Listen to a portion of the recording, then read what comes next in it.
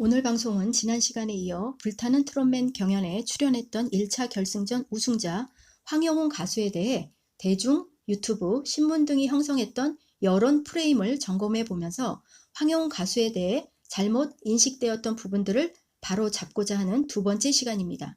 황영웅의 여론 프레임은 어떻게 형성되었는가에 대해 1탄에서 두 가지를 말씀드렸고, 지난 시간에 이어 세 번째 사례를 시작으로 방송의 문을 열겠습니다. 황영웅의 여론 프레임은 어떻게 형성되었는가? 셋째, 특정 가수와 동일하다는 의상 프레임입니다. 불타는 트롯맨 본선 1차 팀 데스매치에서 게티클럽 팀 4명이 영영을 부를 때 입고 나온 의상을 보면 황영웅과 민수현은 흰색 슈트, 장동열과 태백은 블랙 슈트를 입고 등장했습니다.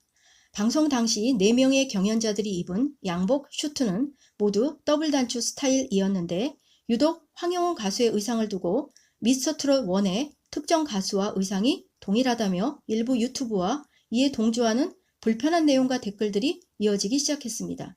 게티클럽 팀 4명의 남성 가수가 모두 더블 단추 슈트를 입고 나왔는데 무슨 이유로 황영웅 가수에게 비난의 화살이 집중되었는지 매우 궁금합니다. 색상과 스타일이 다름에도 단지 더블 단추라는 이유가 문제되는 것일까요? 더블 단추 양복 슈트가 세상에 단 하나만 있는 희귀품이라도 되는 걸까요? 또한 황영웅 가수가 첫해 경연 무대에서 미운 사랑을 부르며 입고 나왔던 정장 양복 차림이 미스터트롯 1 특정 가수와 유사하다라고 지적했습니다. 그러나 아무리 두 남성 가수의 옷차림을 비교해봐도 색상도 스타일도 전혀 다른 것으로 보통 넥타이와 남성복 차림입니다. 남성들의 양복은 보통 넥타이 차림이 공통적인 스타일 아닌가요?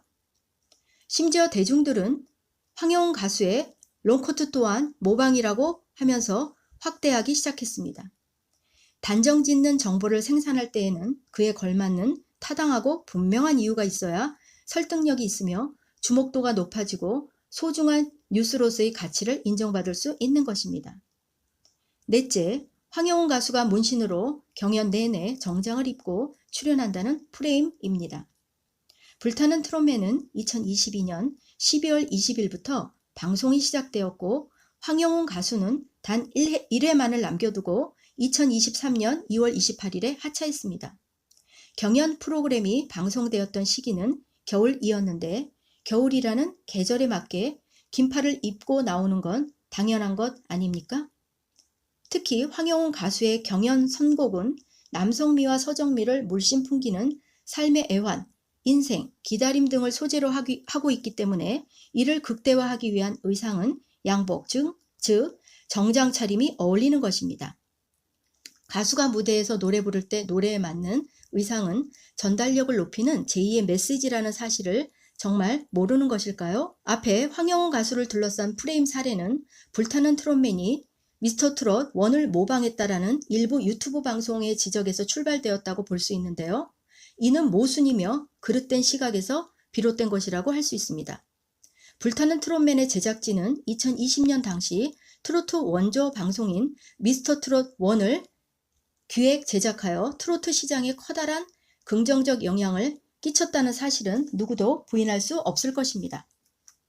따라서 이미 미스터트롯 1을 제작한 제작진들의 스타일과 개성이 불타는 트롯맨에서도 여과 없이 표현되는 것은 어찌 보면 당연한 것입니다. 따라서 미스터트롯 1을 모방한 불타는 트롯맨이 아니라 2020년 당시에 미스터트롯 1을 제작했던 제작진들의 경험과 지향하는 스타일이 자연스럽게 표현될 수 있음을 부정적으로 볼 수는 없는 것입니다. 이제부터라도 방송과 신문, 유튜브는 저널리즘의 본질을 외면하지 말고 확인 원칙을 준수해야 합니다. 플리처상으로 유명한 미국의 언론인 플리처는 아주 오래전인 100여 년 전부터 저널리즘의 가장 중요한 원칙은 확인임을 지속적으로 강조해 왔습니다. 자신이 발로 직접 뛰어다니지 않고 책상에 앉아 남의 기사를 그대로 베껴 쓰는 행위, 그리고 양쪽이 아닌 한 명이나 한쪽의 정보원으로부터만 얻는 내용과 사실이 아닌 추측성 및 개인의 의견을 전달한다는 것은 기자 윤리 강령에서 벗어난 것은 물론이고 진정한 기자, 방송인, 언론인이라고 할 수 없습니다. 시청률, 주목도와 조회수에 집중하기보다는 대중을 선도한다는 바른 사명감을 가지고 윤리의식을 유지하여 올바르게 전달하는 데 힘써야 합니다. 특히 유튜브는 이제 텔레비전을 비롯한 타 미디어를 뛰어넘어 대중들이 많이 접하는 영향력이 매우 큰 미디어가 되었습니다. 따라서 유튜브라는 미디어가 여론을 형성하는 파급력을 진지하게 생각하여 다양한 팩트 체크를 통해 여론을 선동하는 역할에서 벗어나 사실과 진실을 바탕으로 선하고 긍정적인 영향력을 미치는 역할에 앞장서야 하겠습니다. 국가의 경쟁력과 선진국의 척도는 언론과 여론의 올바른 방향과 직결됩니다. 언론과 대중적 여론이 건강하게 나아갈 때 국가의 경쟁력이 생기고 선진국으로의 앞날이 더욱 밝아질 것입니다. 패는 칼보다 더 무섭다라는 말이 있습니다. 대중들은 자신의 말이나 댓글이 특정인을 향한 칼이 될 수 있다라는 생각으로 보다 신중하게 접근하여 사실을 바탕으로 한 선한 댓글을 쓰도록 해야 합니다.